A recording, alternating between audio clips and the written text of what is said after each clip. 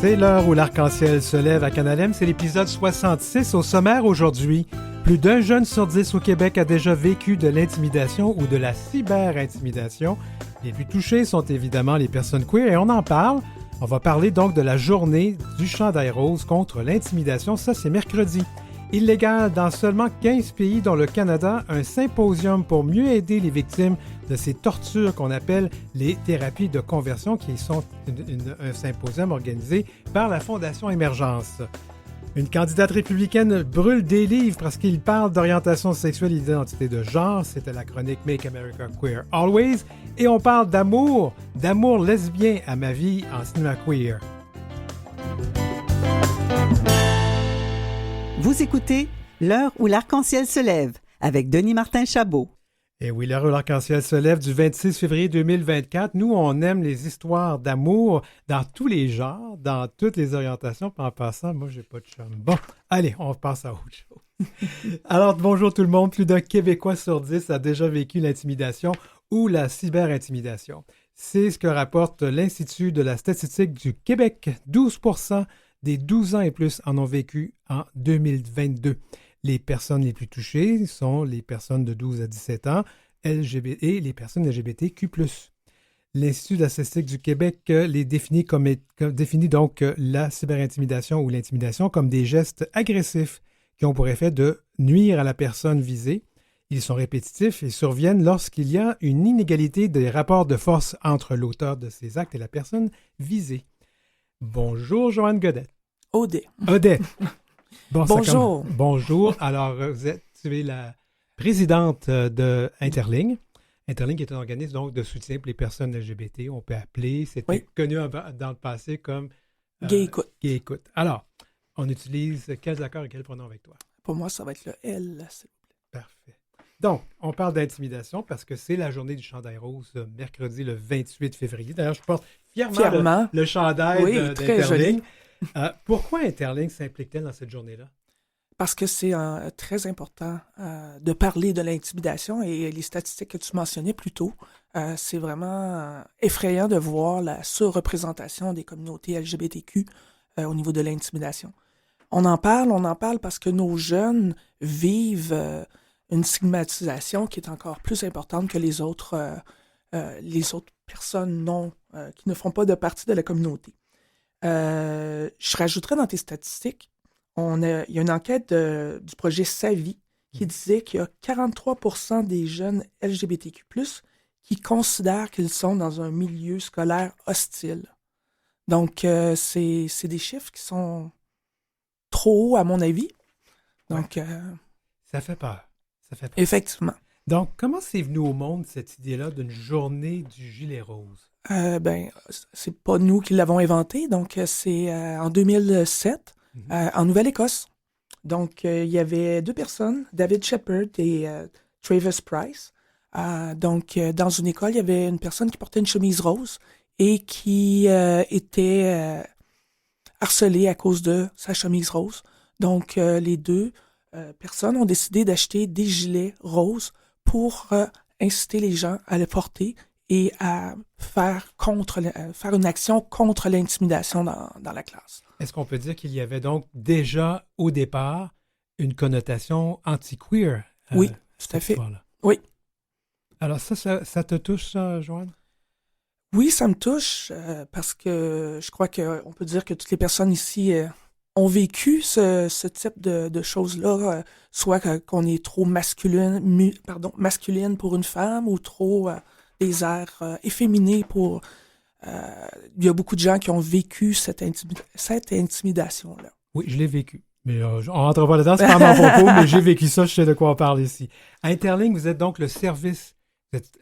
Vous êtes vraiment dans la première ligne, si tu me permets de pléonasme, là, dans ce qui se passe. Le Service canadien des renseignements de sécurité a à l'œil pour risque de violence toute cette mouvance anti-genre au Canada. Là. C'est sérieux, non? Alors, comment ça se traduit, ça, sur le terrain pour notre monde?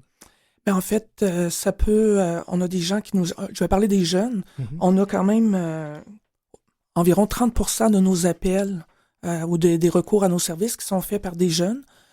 Donc, les jeunes peuvent nous appeler parce qu'ils vivent de l'intimidation. Ça peut être aussi pour le coming out.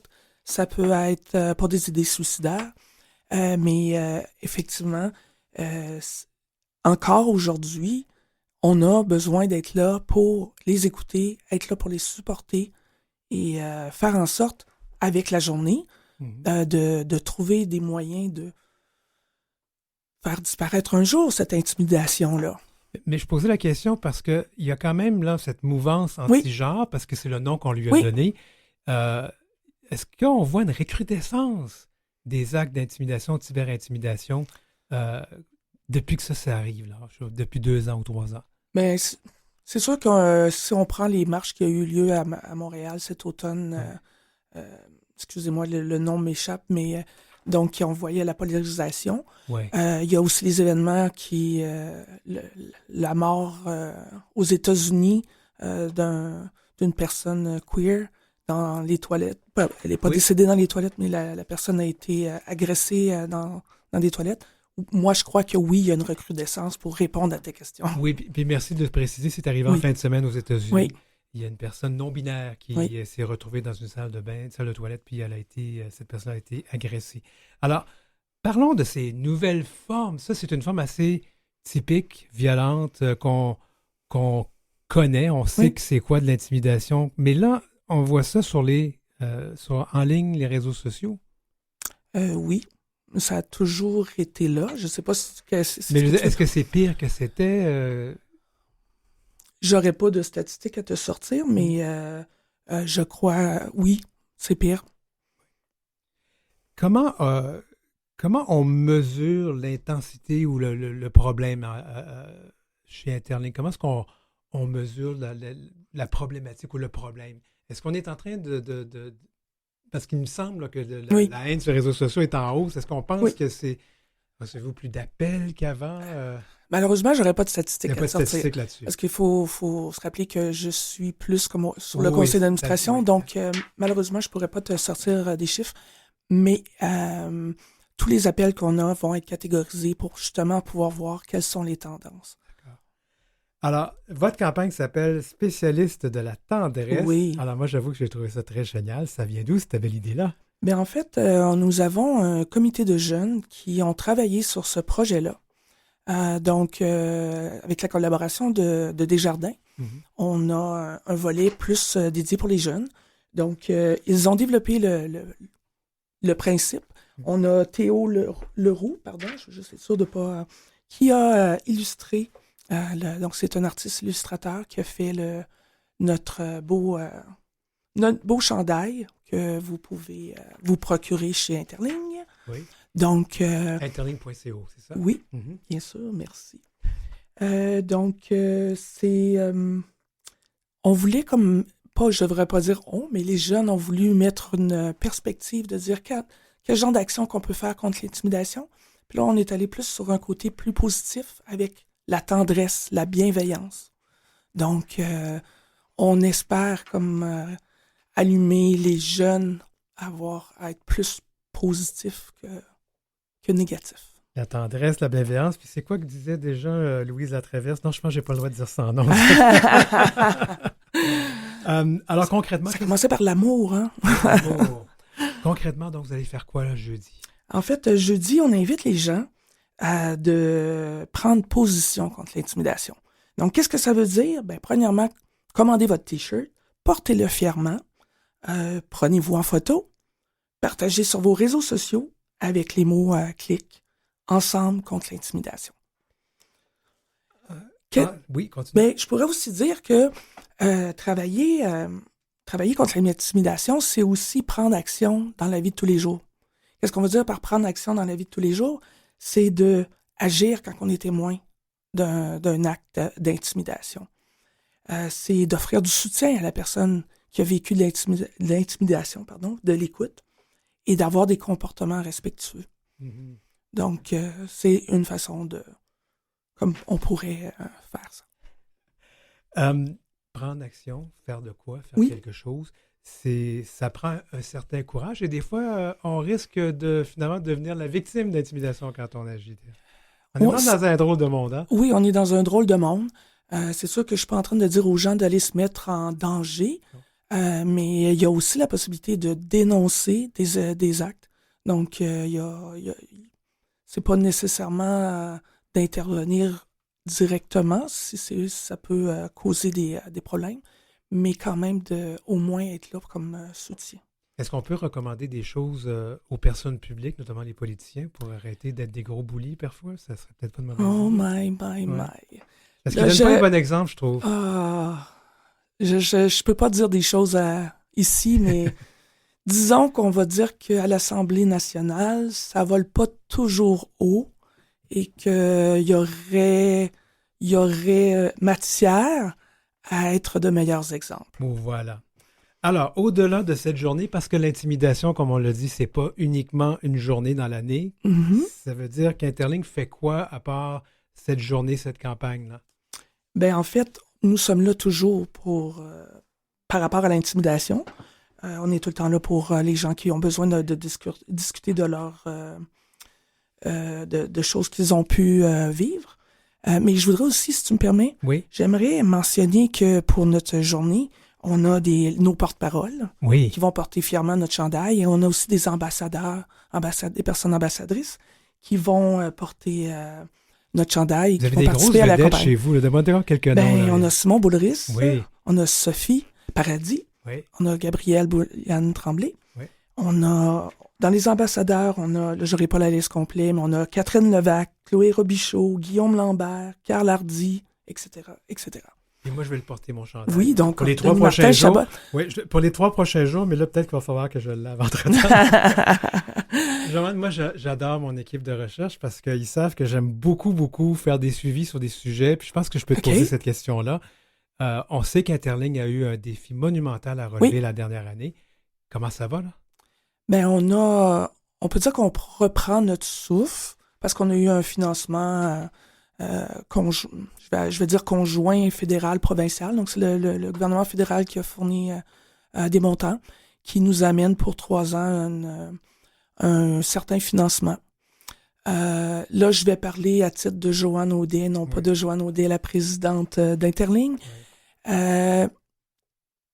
C'est pas nécessairement 100% l'argent qu'on a.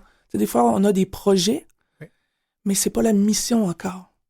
Donc, c'est le fun, on est content, on va pouvoir faire des choses, mais on doit encore parler de la mission et du financement récurrent. C'est un thème qu'on ne peut malheureusement pas abandonner parce que c'est pas un thème qui est réglé pas juste pour Interling, pour plusieurs organismes communautaires. Joanne Audet, présidente de Interling, merci d'avoir été avec nous. Ça me fait plaisir.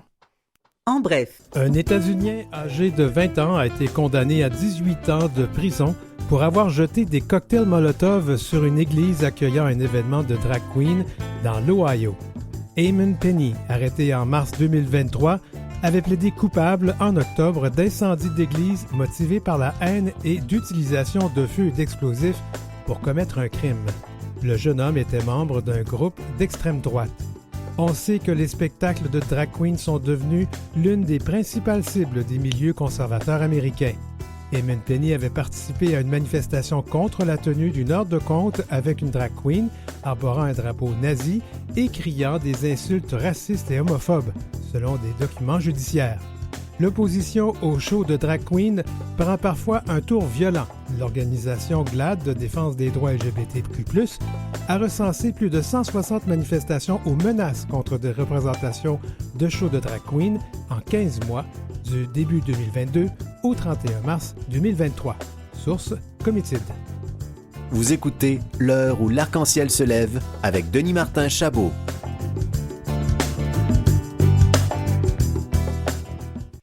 Seulement 15 pays, dont le Canada, interdisent et criminalisent les thérapies de conversion.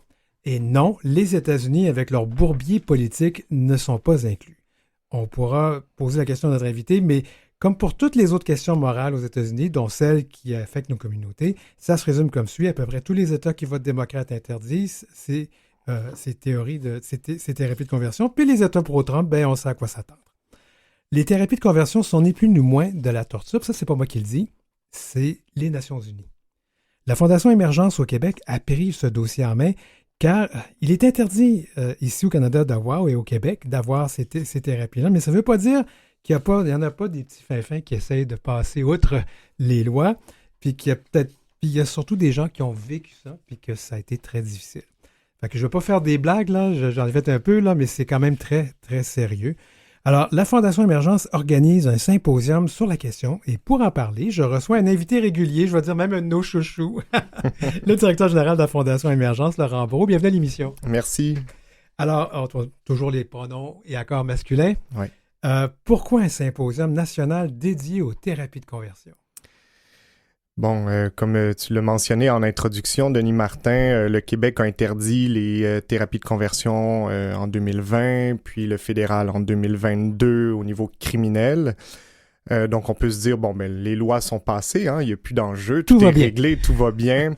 Ben, en fait, il y a une enquête journalistique menée par Quentin Dufresne et Zoé Arcan du Feu Journal Métro, qui a révélé qu'à la suite même de l'adoption des lois qui interdisent les pratiques de thérapie, en fait, les thérapies de conversion existaient encore dans des églises à Montréal. Donc, les deux journalistes ont donc infiltré des églises et très rapidement, on leur a proposé de suivre des thérapies de conversion. Donc, ça nous semblait important que pour que les lois deviennent vraiment opérantes, là, il faut que les premières lignes soient informées, puissent être capables de déceler, reconnaître une thérapie de conversion, les prévenir et intervenir, et tout en aidant évidemment les victimes de ces thérapies-là. Donc, c'est ça le but du symposium, c'est rassembler tout ce beau monde-là, notamment des milieux policiers, des milieux de la santé, des milieux scolaires, des milieux juridiques, pour leur expliquer c'est quoi les thérapies de conversion, mais aussi trouver ensemble des solutions pour les prévenir puis s'assurer de bien aider les victimes. Donc, c'est l'objectif. Laurent, il y a quand même des gens qui les ont subis. On parle de quoi comme chiffre? Ben, selon le professeur Blais, on parle de en fait, c'est une étude québécoise de 2022 auprès de 3261 personnes LGBT. Puis dans ces 3200 personnes-là environ, c'est 25% qui déclarent avoir subi des efforts de conversion de manière informelle. Donc, et c'est 5% qui disent avoir reçu carrément là, des services de thérapie. Là. Donc, on pourrait dire, là, en fonction de ce chiffre-là, là, que c'est à peu près 25% des personnes LGBT qui ont subi des efforts de conversion. Et est-ce qu'on peut dire que c'est des religions qui sont impliquées là-dedans, puis si oui, lesquelles? Oh là là, toutes les religions, je dirais. Bon, évidemment, il faut faire la distinction là, entre les personnes qui croient, qui sont de bonne foi, sans mauvais jeu de mots, et qui sont là pour le message positif de la religion, puis qui sont là pour une recherche de démarche spirituelle et tout ça. Par contre, on le sait, là, les religions, de façon générale, ont toujours conçu là, que les personnes que l'homosexualité, que la transidentité, c'était des choses qui étaient anormales, qu'il fallait corriger ou expier les péchés. Donc, mais c'est à la base des thérapies de conversion. Hein. Oui. On cherche à donner des thérapies de conversion, puisqu'à la base, on considère que l'homosexualité puis la transidentité, c'est des choses anormales, des erreurs de la nature qu'il faut corriger.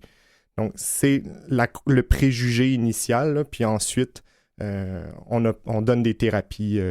Et j'insiste pour le dire, là, les études le démontrent parfaitement, il n'y a aucune thérapie qui a réussi à changer l'orientation sexuelle ou l'identité de genre d'une personne. C'est vrai. Puis il n'y a pas juste les religions, parce qu'il faut dire que pendant longtemps, d'être homosexuel, c'était une maladie mentale. En fait, moi, je suis né au monde au moment où j'étais malade mental. Ça aussi, ça aide pas, là. Ouais, c'est ça. Il y a pas seulement les religions, en fait. Là. Même l'ONU le rapport le ramène dans son rapport, l'explique dans son rapport qu'il y a plus de thérapies au sein des systèmes de santé que dans les communautés de confession religieuse. Comme tu le mentionnais, en effet, là, l'homosexualité a été retirée de la liste des maladies mentales par l'OMS, l'Organisation mondiale de la santé, en 90. Puis pour ce qui est de la transidentité, j'ai pas la date en tête, là, mais on parle de là seulement quelques années. Donc, je pense que personne de dupe dans le système de la santé actuellement. Là, les gens savent que l'homosexualité, de façon générale, savent que c'est pas une maladie mentale, mais ces intervenants-là n'ont pas été nécessairement formés pour bien accompagner les personnes LGBT. Donc, c'est une chose de ne pas considérer ça comme une maladie mentale, mais savoir comment adapter sa pratique pour les communautés LGBT, c'en est une autre. Oui, je me permettrai juste un commentaire là-dessus. Je pense que l'homophobie, c'est une maladie mentale, mais là, on parle d'une autre affaire. Mais là, c'est grave. Alors, quand on parle des thérapies de conversion, c'est grave. Il y a des gens qui ont vécu, je le répète, c'est pas moi qui le dis, c'est l'ONU, de la torture. Et ça laisse des séquelles. Oui. En effet, parce que séquelles physiques, séquelles psychologiques. D'ailleurs, dans notre symposium, il y a 3 victimes qui vont venir témoigner. Vous allez voir, c'est assez rock'n'roll dans certains cas. Mais c'est parce que les thérapies peuvent prendre différentes formes, là. De type religieuse, on parle d'exorcisme. Donc, on crie dans les oreilles pendant plusieurs minutes. Ça peut affecter le tympan. On peut parler de privation alimentaire. C'est toutes sortes de choses qui peuvent être au niveau physique parce qu'on cherche à expier le démon, là. Donc, il y a quelque part où il y a comme un combat sur le corps qui peut laisser des traces, évidemment, psychologiques et physiques. Puis de type plutôt au niveau de la santé, les thérapies au niveau de la santé, on parle de médicaments supprimant ou augmentant la libido. Donc, si, par exemple, je voudrais avoir plus d'attirance envers les femmes, ben, on va me donner de la testostérone en espérant que je développe plus d'attirance. Et inversement, hein. Des traitements hormonaux, on peut parler de psychothérapie. Quand on est dans une psychothérapie qui est de plusieurs années, puis l'option même qu'une personne soit trans n'existe pas dans la tête du psychothérapeute, ben après 3 ans là, de recherche de souvenirs d'enfance, et tout, ça peut malheureusement laisser des séquelles psychologiques, là. Donc, on peut parler aussi de séances de coaching, des camps de féminité et de masculinité, des thérapies par aversion. Donc, on a le choix, là. My God, hein, les gens avaient beaucoup d'imagination. Oui.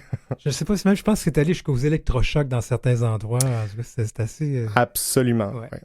Ouais. Donc, ce symposium-là, c'était quoi le défi d'organiser ça? Bon, ben, c'est de contacter ces milieux-là, de les intéresser à venir une journée, là, étudier le sujet avec nous. Donc, c'est d'aller recruter, mais là, on est à peu près une centaine de personnes. Donc, mais il reste de la place, hein, si les gens veulent venir. Vous êtes plus que les bienvenus. Également, je dirais, un des enjeux qu'on a, c'est de développer ce que j'appelle une trajectoire d'aide. Donc, qu'arrive-t-il si je suis victime de thérapie? Vers qui je me tourne en premier, là? Évidemment, on réfère à Interligne qui offre une ligne d'écoute et qui peut guider ensuite la personne convenablement. Mais au niveau juridique, par exemple, vers qui on peut les orienter? Qui sont les experts sur ce sujet-là? C'est pas encore défini, c'est pas encore clair. Donc, on veut aider les victimes le mieux qu'on peut, puis on veut s'assurer que tous les intervenants de la première ligne ça soit clair, là, puis qu'on puisse se dire, OK, au niveau scolaire, c'est comme ça que ça fonctionne. Au niveau de la police, que les policiers, quand ils découvrent une thérapie de conversion, ils savent exactement quoi faire. Donc, c'est cette trajectoire-là d'aide que je souhaite ultimement créer. Là, tu as mentionné qu'il y avait 3 personnes qui vont témoigner. Ouais. Ça, c'est un défi de demander à des gens de s'exposer comme ça devant un groupe. Comment vous vous êtes pris? Par notre réseau. Les thérapies, des fois, c'est pas toujours clair. Puis, dans le sens que quand on en est victime, c'est dur d'aller porter plainte contre sa propre famille, par exemple, qui nous a entraînés dans la communauté religieuse, tout ça. Fait que c'est sûr qu'il faut trouver un peu les perles rares, là. Mais les 3 personnes qu'on a trouvées, c'est des personnes qui ont un courage immense là, et que j'admire profondément. Et la Fondation Émergence, vous avez toujours des grands noms qui viennent vous aider. Il y a quelqu'un là, que vous avez trouvé pour mettre sa face devant le... Bien sûr, Arnaud Granata, qui est très, très, très généreux de son temps, qui va animer notre symposium. Arnaud Granata, qui est président d'InfoPresse, avec qui on a collaboré sur plusieurs projets. Est-ce que tu peux me dire si tu trouves que les instances politiques, les instances policières juridiques, est-ce qu'elles contribuent vraiment à trouver et à éradiquer ces thérapies de conversion présentement? Est-ce que vous avez leur appui? Ben, je dois dire qu'au niveau politique, il y a quand même eu un grand bond là, les dernières années. Juste Comme tu le disais d'entrée de jeu, là, il y a seulement 15 pays qui interdisent les thérapies de conversion. Donc, tu sais, je pense qu'il faut quand même se féliciter à ce niveau-là. Maintenant, est-ce que... Moi, mon sentiment, c'est que je pense que les gens considèrent que c'est un peu réglé, la question. Là. Alors que non, on commence tout simplement à l'aborder. Oui. Puis on a un peu une responsabilité à l'international. À l'international, ils vont regarder ce qu'on fait, comment nos lois se concrétisent. On veut pas non plus leur dire au bout de 5 à 10 ans que, on a adopté les lois, puis c'était ça on a coché la case régler thérapie de conversion, alors que dans les faits, il n'y a rien qui se concrétise, t'sais. Donc, on veut de l'action, là. On veut de l'action. Je pense qu'on pourrait en faire beaucoup plus. Et les résultats de ce symposium, ça va se trouver où et ça va servir à qui? Bon, il y a des prises de notes, on enregistre, on veut rédiger des actes du symposium qui, on l'espère, va définir la fameuse trajectoire dont je parlais, ou du moins une ébauche, puis des recommandations pour les différents milieux, parce que je veux qu'on aille plus loin sur cette thématique-là, mais je ne sais pas encore où ça va aller. C'est ça la beauté du symposium, ça va se construire avec les gens qui vont être là. Et là, je me permets de sortir de l'entrevue puis de poser une autre question. J'aimerais souligner que ça fait 10 ans que tu es à la Fondation Émergence. Oui. Comment tu vis ça? Comment tu fais pour être là aussi longtemps? Rapidement, parce qu'on n'a pas beaucoup de temps, oui. Je faisais un peu le bilan là, ces temps-ci. Le temps passe vite, c'est fou. Mais on en a vécu des choses à la Fondation. Pour vrai, les 10 dernières années, là, ça a été une aventure extraordinaire. Puis la Fondation a beaucoup grandi, connaît une croissance que moi je dis en fait que c'est une mutation. Là. On est constamment en changement. Puis on a plusieurs programmes et tout ça. Mais moi, je pense que la Fondation a un impact. Puis ça change la société. Puis t'es là encore pour un bout de temps. Ah, écoute, le plus longtemps que je peux physiquement. Laurent Baud, directeur général de la Fondation Émergence. Merci d'avoir été avec nous. Merci.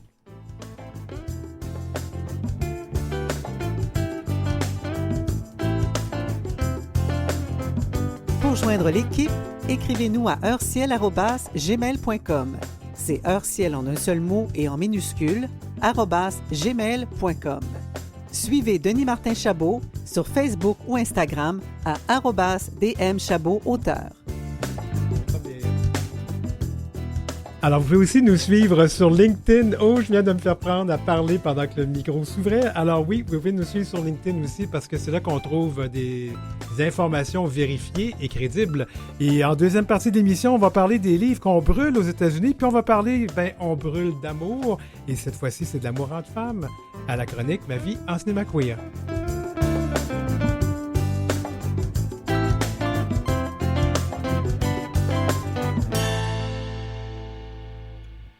L'heure où l'arc-en-ciel se lève, avec Denis Martin Chabot.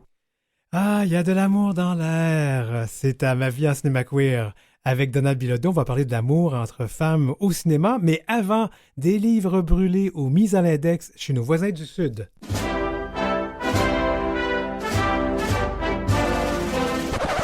Let's make America queer always. Make America queer always. Un regard sur les États-Unis avec Chantal Nadeau. Chantal Nadeau, bonjour. Bonjour, Denis Martin. Alors, la gang de Trump en rajoute. Une candidate républicaine au poste de secrétaire d'État au Missouri, Valentina Gomez, publie une vidéo sur X dans laquelle elle brûle au lance-flammes, rien de moins, des livres, dont un livre québécois, jeunesse, traitant des questions liées à la sexualité. Puis à la fin, là, elle reprend le slogan de MAGA, là, pour ceux qui ne savent pas ce que c'est Make America Great Again. Nous, on préfère de Make America Queer Always, popularisé par Donald Trump. Chantal, commençons par cet événement. Raconte-nous ce qui s'est passé et surtout l'impact de cette vidéo.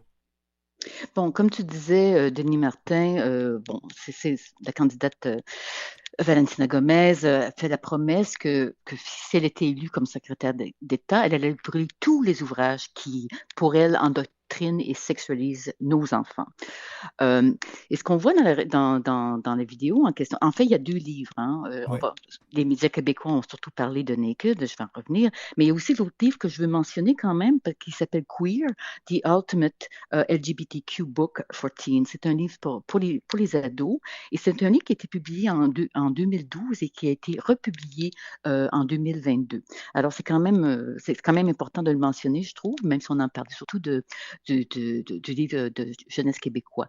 Donc, ce livre-là qu'on voit sur la vidéo, c'est Naked, mais qu'en fait, c'est la traduction de Tout nu, qui a été publié en mars 2019 par Myriam Daguzan-Bernier, qui est illustré par Cécile Gariepi, qui a été publié chez Cardinal. Alors, l'ouvrage, c'est comme un dictionnaire, un répertoire de 150 mots qui aborde de près ou de loin des concepts comme l'avortement, les infections transmises sexuellement, la masturbation, la grossophobie et tout. Arrête, et ça tu vas donner un infarctus aux gens qui votent pour Donald Trump, là. Oh non, eux, ils sont très contents de ça. Bon, le livre. Bon, et ce qui est important aussi, c'est pour ça qu'il y a eu beaucoup d'attention au Québec, dans les médias québécois, bien sûr, c'est que l'œuvre a remporté le prix du livre Jeunesse des bibliothèques de Montréal en 2020. Donc, on retrouve sa traduction dans les bibliothèques et les librairies aux États-Unis en ce moment. Bon, alors, outre ce geste spectaculaire, puis il faut le dire, c'est spectaculaire, l'appel au bannissement de livres n'a jamais été aussi fort aux États-Unis. Chantal, qu'est-ce que tu peux nous dire là-dessus? Bon, c'est toujours un peu compliqué quand on parle de chiffres. Bon, selon l'Association des bibliothèques des États-Unis, ce qu'on appelle l'ALA, on a recensé 1269 demandes de censure de livres aux ressources bibliothécaires en 2022. Les chiffres ont changé d'une façon très dramatique. On parle de près de 5000 livres maintenant, selon les différentes ressources, incluant Penn, dont je vais parler un peu plus tard. Et là-dessus, il y aurait 26% des livres qui auraient un contenu soi-disant queer, qui font partie des demandes de censure.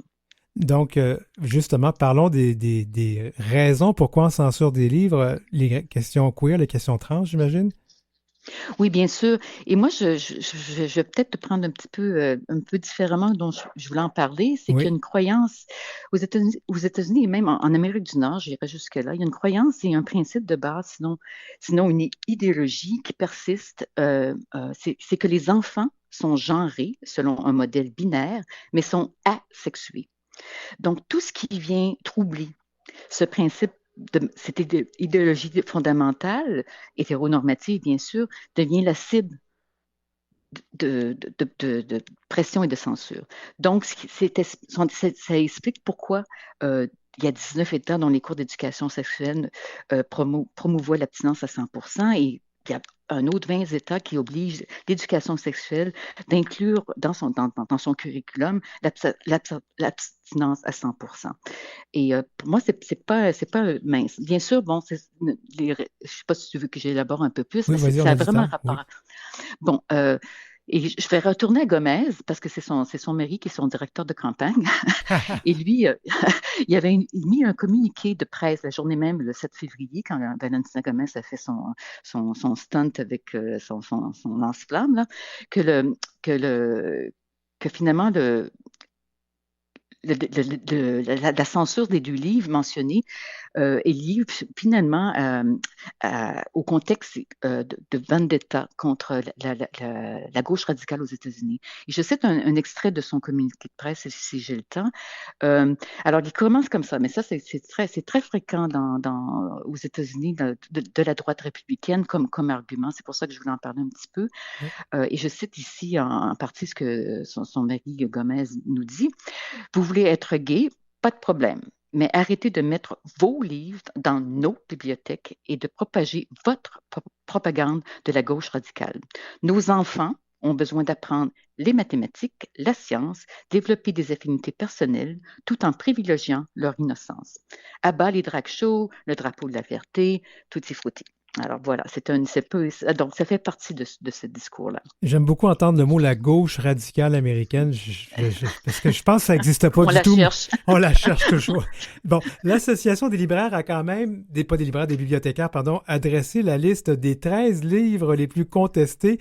Donne-moi donc quelques exemples, outre ce qu'on a, les 2 dont on a parlé, là. Oui, oui, bon, un de mes favoris et ça fait des années qu'il fait partie d'une censure et d'une bataille incroyable, c'est Genderqueer. C'est un mémoire, en fait, de Maccabee. Il y a aussi Pride, The Story of Harvey Milk, hein, and the Rainbow Flag, by Rob Sanders. Un de mes titres favoris, The Prince and the Dressmaker, by Diane Wang. Et This Book is Gay by Juno Damson et All Boys Are in Blue. Ça, c'est 5 titres que j'adorais les titres et que j'ai lus aussi, que j'aime bien. Alors, et la liste continue, hein, je veux dire. Oui, je pense qu'on peut dire qu'il y a des titres aussi où, dès qu'on aborde les questions raciales aussi, on veut les bannir parce qu'évidemment, il n'y a pas de racisme aux États-Unis. Non, et puis ça, j'en avais parlé dans ma dernière chronique. On parle bien sûr de la couleur pourpre, hein, d'Alice Walker. Et c'est pas seulement la question de l'homosexualité dans ce classique de la littérature contemporaine américaine, mais des questions d'esclavage, de la question de racisme, de violence domestique. Alors, on voit déjà le portrait là. Alors, ce livre-là, ça fait quand même, il a été mis à l'index. Alors, ça a été vraiment, c'est comme très particulier aussi parce qu'il y a eu comme une renaissance de la couleur pourpre avec le musical à Broadway il y a quelques années. Et là, le film qui vient de sortir, qui est en nomination d'ailleurs aux Oscars. Il y a un organisme qui s'appelle PEN America qui a dressé une liste des livres queer qui ont été bannis aux États-Unis. C'est hallucinant. Oui, il y en a énormément. Bon, je vais juste situer un petit peu c'est quoi PEN America, peut-être. Oui, s'il te plaît. Bon, oui, c'est l'acronyme, ça veut dire poète, essayiste et novelist, qui veut dire romancier, romancière en français. C'est un organisme à but non lucratif qui est basé à New York, qui a été fondé quand même en 1922. Hein, ça, je ne savais pas ça. Et on compte plus de 7500 membres. Et ce qui est intéressant, en plus des poètes, des essayistes et des romanciers, on compte des journalistes, des éditeurs, des traducteurs, des lecteurs, hein, même des agents et bien sûr des libraires. Alors, c'est ça. Donc, c'est quand même... et eux, ce qui est intéressant avec eux, c'est qu'ils ont... ils maintiennent un registre très, très exhaustif des livres qui font partie, qui sont le sujet de la censure, si tu veux. Alors ça, c'est important, et parce qu'un de leurs buts principaux, c'est de défendre justement le droit à la littérature et aux droits humains. Alors, et avec toute leur armée de personnes avec qui ils travaillent, ils réussissent quand même à ramasser énormément d'informations. Alors, c'est pour ça que les chiffres qui viennent de PEN America sont quand même... parce que les sources sont multiples, permettent d'avoir, je dirais, une radiographie un petit peu plus précise de l'impact et le mouvement de censure qui se passe aux États-Unis, surtout pour tout ce qui touche la diversité, incluant bien sûr pour la diversité LGBTQIA+. Parce qu'on parle là qu'il y a vraiment une attaque concertée là, contre tout ce qui est LGBTQ+. Là, je pense qu'on parlait de 26% des livres interdits présentent des personnages et des thèmes LGBTQ+. Là. On parle là, des livres qui sont interdits aux États-Unis. Là. C'est quand même beaucoup, là, plus du quart. Oui, c'est ça. Non, mais c'est ça. Puis bon, comme tu le sais très bien, étant un ancien journaliste et encore un journaliste, toutes les questions de statistiques, c'est toujours une question de bataille. Hein. Je veux dire, alors ça, c'est les livres qui sont reportés, hein, que reported, je suis en anglais, je m'excuse. Les livres qu'on identifie. Mm-hmm. Et il y a tous les autres livres qui font l'objet de censure passive, que j'appelle. Hein. Mm-hmm. C'est sans qu'on on retire le titre, le livre est perdu. Parce que j'ai des amis qui sont libraires. Le livre est perdu. Hein. Soudainement, il a été volé, perdu, il n'est jamais remplacé. Alors ça aussi, ça fait partie de la statistique. Et certains livres sont comme disparaissent des rayons et puis ils ne sont jamais remplacés. Et alors ça, il faut aussi considérer ça dans les statistiques. Alors, en discutant avec des amis libraires qui sont professeurs au Library Studies ici à l'Université d'Illinois, on parle plus de 30-35%. Wow! Ça fait peur. Ça fait peur. Juste, je vais faire une petite parenthèse parce que je suis membre, moi, de PEN Canada. Puis le travail qu'on fait habituellement, c'est d'écrire des lettres pour faire libérer des écrivains, des écrivaines, des auteurs dans des pays où on leur retire leur droit d'expression, leur droit d'être et on les jette en prison. Et là, c'est rendu qu'aux États-Unis, PEN doit s'occuper de ce qui se passe dans leurs frontières. C'est quand même assez étonnant. Oui, c'est ça. Le mandat a comme un petit peu évolué de ce côté-là, mais en même temps, c'est qu'il y a un sentiment d'urgence, hein, je veux dire, et puis aussi ce qui va se passer, comme tu disais, on s'occupe beaucoup des écrivains qui sont l'objet de censure ou qui sont l'objet d'emprisonnement, mais aux États-Unis aussi, ce qu'il faut faire attention, c'est au niveau des éditeurs et des maisons d'édition. Alors, les titres qui sont à l'index, qui ont été écrits par des écrivains et des écrivaines, est-ce qu'ils vont leur prochain livre sera aussi l'objet de sous-financement et tout ça, là. Ouais. Alors, la vague s'arrête pas seulement aux livres en soi, mais aussi aux auteurs et autrices et journalistes aussi, hein, qui risquent de se ramasser dans des situations où le fait que leurs œuvres vont être très difficilement publiables ou distribuées aussi et achetées. C'est inquiétant. Mais là, livre brûlé, banni, puis ça va beaucoup plus loin. Est-ce qu'on peut parler de la Floride, l'État le plus homophobe et transphobe et le plus réactionnaire des États-Unis? Eux autres aussi, ils ont quelque chose d'assez intéressant à ce niveau-là. Oui, bon, je vais te faire plaisir, là, je vais te donner la première étoile à la Floride, là, je sais que c'est ça que tu veux que je dise. Alors, je te fais plaisir, OK? On se lâche là. Alors, voilà ça. Je donne la première étoile à la Floride, bien sûr, parce que, bon, c'est sûr que là, il y a un mouvement de roulement en Floride qui est assez inquiétant et comme c'est reporté régulièrement dans les médias. Mais la Floride est très active avec plus de 84 lois anti-LGBTQIA+, seulement en 2023, soit près de 15% des 600 lois qui ont été votées ou déposées en 2023 aux États-Unis. On parle de 49 États. Ici, ça a été rapporté par Human Rights Campaign. Donc, mais je ne voudrais pas qu'on oublie non plus la Louisiane, le Missouri et le Texas, qui sont les 3 autres États que je dirais à égalité en deuxième position. Deuxième étoile pour ces 3 États-là. Mais ces chiffres-là, c'est une radiographie indicative, mais qui est certainement pas exhaustive du portrait global. Alors, pour nos auditeurs, nos auditrices, je pense qu'il est important, moi, quand je regarde ces chiffres-là, quand je regarde la situation aux États-Unis, il y a 2 indicateurs auxquels je m'attarde très, très précisément. C'est l'accès à l'éducation, bien sûr, qui fait partie justement de la censure de tous les livres ici, hein, et aux soins de santé. Et en ce moment, bien sûr, mené par la Floride à tambour battant, toutes les questions concernant le débat sur les inhibiteurs de puberté pour les adolescents qu'on essaie absolument de bloquer. Alors, donc, ça va affecter les ados non-binaires ou ceux qui veulent faire une transition. Alors, ces questions-là sont super importantes. Aussi, l'accès à des soins psychologiques. Hein? Alors, voilà. Fait que pour moi, ça fait partie. Ces 2 indicateurs-là, il y a d'autres choses. On parle beaucoup de violence, et puis je minimise pas ça. Mais ça sera le sujet de notre prochaine chronique, Chantal. Oui, je vais te concocter quelque chose. Ben, voilà. Merci beaucoup encore. OK, bye-bye. Chantal Nadeau, donc, qui nous parlait des États-Unis. Vous écoutez L'heure où l'arc-en-ciel se lève avec Denis Martin Chabot.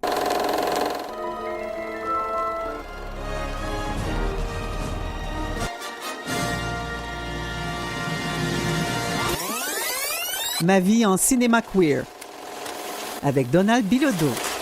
Salut Donald.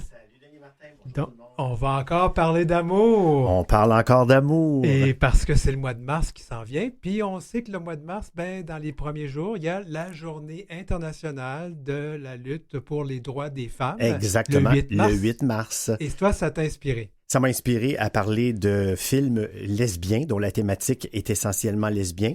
Parce que tout comme je l'avais fait pour le mois dernier pour les films gays avec le fameux Brokeback Mountain, qui est un des grands représentants du cinéma gay masculin. Il y a aussi de très, très, très bons films féminins également. Alors, le premier titre est un drame dont l'histoire peut paraître compliquée. Je vais essayer de vous l'expliquer. Écoutez bien, parce que c'est quand même, il y a du stock. Donc, le film s'appelle The Hours, ou tout simplement Les Heures en version française. C'est un film de 2002 du cinéaste britannique Stephen Daldry. Il s'agit d'une adaptation du roman du même titre de Michael Cunningham. Et ça raconte une journée cruciale des vies respectives de 3 femmes de différentes époques dont les destins sont interconnectés par le roman de Virginia Woolf, Mrs. Dalloway. Alors, la distribution des gens en partant, elle est 5 étoiles. Là. C'est une distribution féerique. Nicole Kidman joue là-dedans. Elle a gagné l'Oscar, d'ailleurs. Tous les autres acteurs et les actrices ont déjà été nominés aux Oscars. Meryl Streep, Julianne Moore, Ed Harris, John C. Reilly, Miranda Richardson, Allison Janney et Toni Collette, pour ne nommer que ces quelques noms.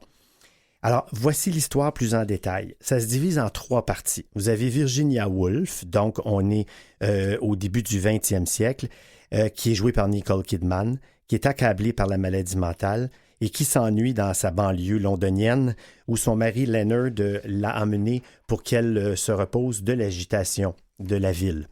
Elle commence donc à écrire une nouvelle œuvre qui s'appelle Mrs. Dalloway, qui sera la plus grande réussite de sa carrière. Alors le film débute et finit par son suicide dans la rivière proche. Elle laisse à son mari un mot où elle le remercie pour sa patience et lui dit qu'elle n'aurait pu être plus heureuse.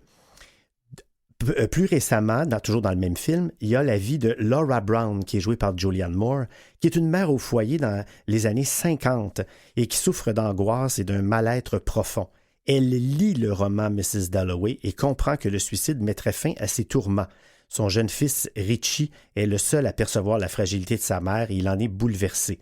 Après un très léger flirt avec sa voisine, incarnée par la toujours charmante Toni Collette, Laura choisit de vivre sa vie, mais au prix de l'abandon de sa famille, abandon dont elle ne regrette pas l'ignominie puisqu'elle est commandée par l'instinct de survie.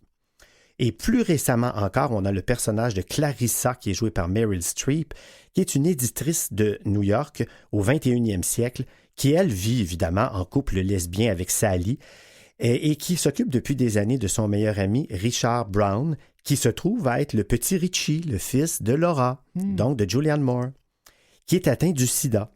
Elle organise une réception en l'honneur du prix littéraire reçu par Richard, mais celui-ci, dans l'après-midi précédant la cérémonie, se défenestre sous les yeux de Clarissa.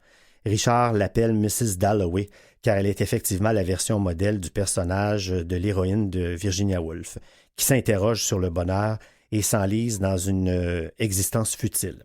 Les personnages sont émouvants, la réalisation est claire et sobre, et pour vous donner encore plus le goût de vous y intéresser, je peux vous dire que la musique signée Philip Glass est sublime. Autre film, Carol. Carol, un grand classique de Todd Haynes, fait en 2015.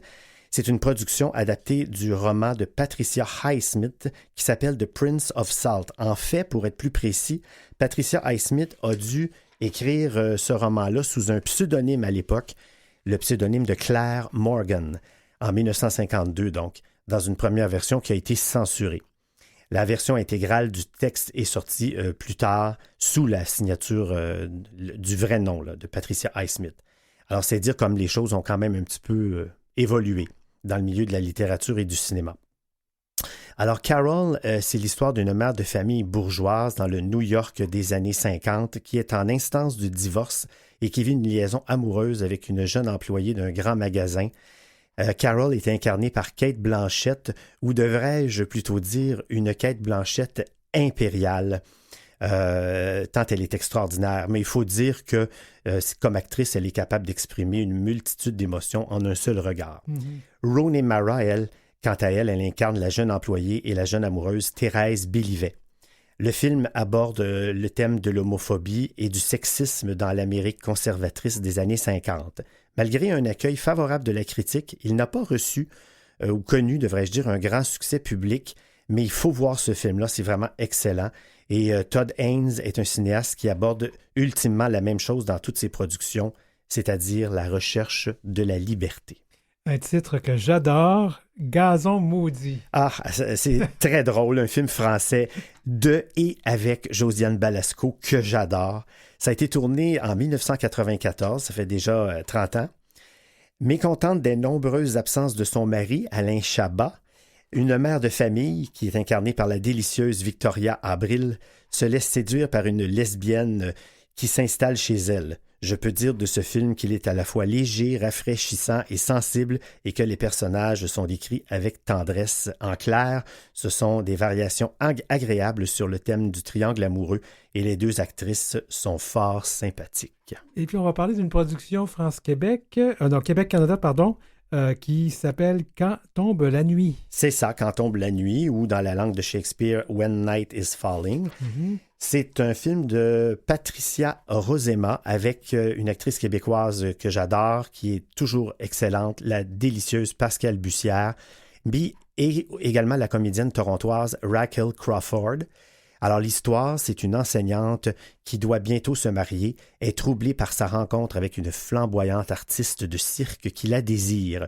C'est un petit film sans prétention qu'il fait bon visionner pour y apprécier le jeu sincère et nuancé des deux interprètes principales. Et ça parle d'amour entre femmes. On voit pas ça souvent au cinéma. C'est drôle, hein? On voit pas ça souvent au cinéma. C'est timide. C'est timide. C'est timide. Ben écoute, on va en parler. Peut-être que ça va encourager les gens à en sortir d'autres. À en sortir d'autres, c'est ça.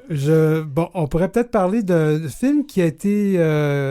dont j'ai déjà parlé dans un autre contexte, mais il était une fois dans l'Est. Oui, c'est un film d'André Brassard, oui. Oui, je voudrais en parler. C'est basé sur le scénario de Michel Tremblay. Ça fait très longtemps. C'est un film qui a été tourné en 1974. La raison, bon, on parle de toutes sortes de choses là-dedans. Il y a des personnages gays, il y a des personnages travestis, il y a les belles-sœurs là-dedans qui se retrouvent dans ce film-là. Mais ce qui est drôle, c'est que les deux des protagonistes qui sont incarnés par Denise Filiatro et Amulette Garneau, forment un couple de femmes amoureuses l'une de l'autre. Alors, il y a Hélène et il y a Simone qu'on appelle Bec de Lièvre. Okay. Alors, ce que je veux dire, c'est que vers le milieu de l'histoire, Hélène s'en va souper chez sa mère, Robertine, qui est jouée par Béatrice Picard, et cette dernière n'accepte pas l'homosexualité de sa fille. Elle accepte d'offrir à souper à Bec de Lièvre, mais cette dernière doit rester dehors, assise inconfortablement dans les marches de l'escalier du perron pour manger comme un chien. C'est pas compliqué. Quelle scène incroyable! C'est incroyable. Ouais. Tandis qu'Hélène, elle, évidemment, elle peut entrer dans la cuisine et manger avec les autres membres de sa famille. Ce qu'elle fait, elle se soumet à sa mère, à sa famille, ou à la pression. Et la pauvre Bec de Lièvre devient la risée des commères du quartier qui sont toutes présentes sur leur balcon et ne se gênent pas pour émettre de méchants commentaires. Alors, je parle de cette scène-là du film justement pour vous dire que les choses, quand même, se sont un petit peu améliorées dans notre société. Mais moi, je trouvais ça quand même assez avant-gardiste parce que c'est quand même un film qui date. Qui date de 50 ans. Oui, et à une époque où c'était pas encore très, très, très bien vu d'être gay et encore moins lesbienne. Et encore moins lesbienne. Ouais. Et dans ce film-là, on parle gay, lesbienne et dans le fond, ce qu'on appelle drag queen aujourd'hui. On appelle ça des travestis à l'époque. Alors, c'est un film osé, c'est un film qui existe en DVD d'ailleurs. Il y a moyen de le voir, sinon sur la plateforme Éléphant, évidemment. Bon, alors, il y a une autre production dont on doit parler, La vie d'Adèle. La vie d'Adèle, coproduction France, Belgique, Espagne. C'est écrit, produit et réalisé par Abdelatif Kechiche, j'espère que je prononce bien son nom. Ça a été fait en 2013 et cette année-là, le film a remporté la Palme d'Or du Festival de Cannes. Je vous donne le synopsis rapidement. C'est en route vers son premier rendez-vous avec un garçon de son lycée. Une adolescente a le coup de foudre pour une étudiante lesbienne aux cheveux bleus. Adèle est interprétée par une vraie Adèle Exarchopoulos, tandis que Léa Seydoux personnifie Emma, la fille aux cheveux bleus. La réalisation est experte et elle privilégie les gros plans et comme c'est d'une grande vérité, plusieurs considèrent ce film comme un quasi-chef-d'œuvre des temps modernes.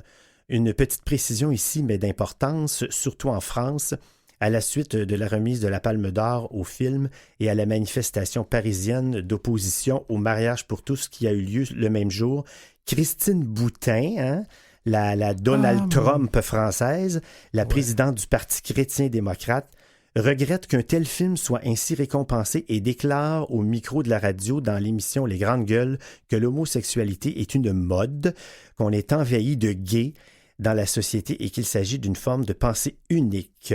Juste un mot à propos de Christine Boutin. Ouf! Ouf!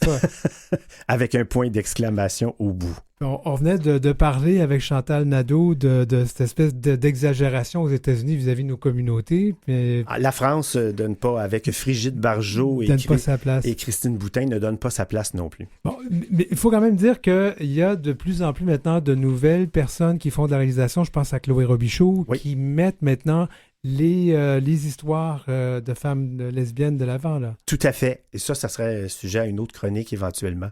Oui, qu'on l'a comparé allègrement à Xavier Dolan aussi. Oui, tout à fait. Oui, Xavier Dolan, dont j'avais fait une chronique, justement. Et puis, je vais juste signaler quand même, parce que même si c'est pas dans notre thématique, Simple comme Sylvain Oui, a remporté vient la Palme. de Monia Chokri, Oui, félicitations, vient de remporter le prix à Cannes. c'est parfait. Formidable. Ben, Donald Bilodeau, comme d'habitude, c'est toujours plaisant. Puis on se reparle dans un mois. Certainement. Merci. Au revoir. Merci.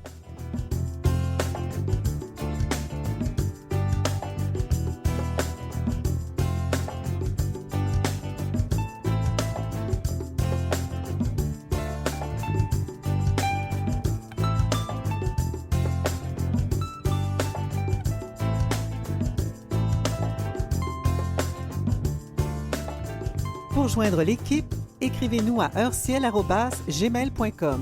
C'est heureciel en un seul mot et en minuscule, @gmail.com. Suivez Denis Martin Chabot sur Facebook ou Instagram à @dmchabotauteur. Et vous pouvez me suivre sur LinkedIn. Je vais faire changer les enregistrements parce que, bon, comme vous savez, les sources d'informations crédibles ne sont plus partagées sur les réseaux sociaux de Instagram et en fait tout ce qui est Meta, Facebook, pour des raisons dont on ne discutera pas ici. Alors, je vous invite donc à nous suivre aussi sur LinkedIn. Merci à toute l'équipe aujourd'hui de cet épisode 65 de l'heure où l'arc-en-ciel se lève en ce 26 février 2024. Merci à Marie Massé et Godric Trobe à la recherche, Maurice Bolduc à la mise en onde. Julie Curly, c'est la musique thème qu'elle nous propose. Gerly Ormelette, qui est chef de contenu numérique. Jean-Sébastien Deslibertés, chef de diffusion de Canal M. Merci à Philippe Lapointe, directeur d'antenne. Et Marjorie Thérodore, qui est présidente et directrice générale de Vues et Voix et Canal M. Je m'appelle Denis Martin Chabot. À la semaine prochaine.